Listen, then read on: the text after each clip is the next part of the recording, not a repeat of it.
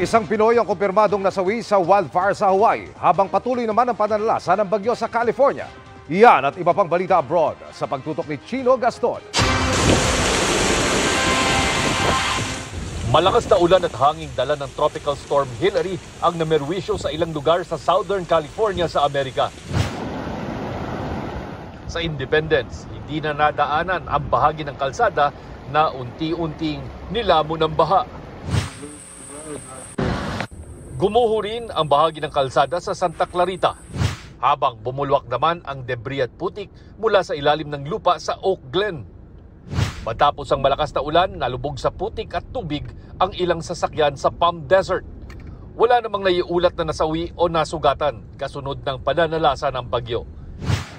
Kinumpirma ng Philippine Consulate sa Honolulu, Hawaii na isang Pilipino ang nasawi sa wildfire na tumupok sa malaking bahagi ng Lahaina sa Maui. Kinilala ang biktima bilang si Rodolfo Rocutan, 76 anyos na Filipino citizen sa Lahaina.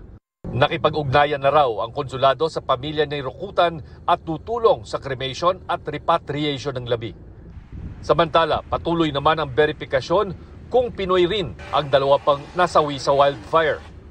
Patuloy ang search and rescue operation sa Lahaina na binisita at ininspeksyon ni US President Joe Biden. Muling pinayagan ng China ang state carrier ng North Korea na Air Koryo na bumiyahe uli pa China. Hindi pa nagbigay ng detalye ang Chinese Foreign Ministry kung kailan ang eksaktong petsa ng pagbabalik ng flights ng Air Koryo. Bago ang pandemya, may flights ang Air Koryo at ang state airline ng China na Air China sa pagitan ng dalawang bansa. Para sa GMA Integrated News, Chino Gaston nakatutok, 24 oras. Mga kapuso, samahan nyo kaming tumutok 24 oras. Bisitahin at mag-subscribe sa GMA Integrated News sa YouTube. Sa mga kapuso abroad, bisitahin ang GMA Pinoy TV at www.gmanews.tv.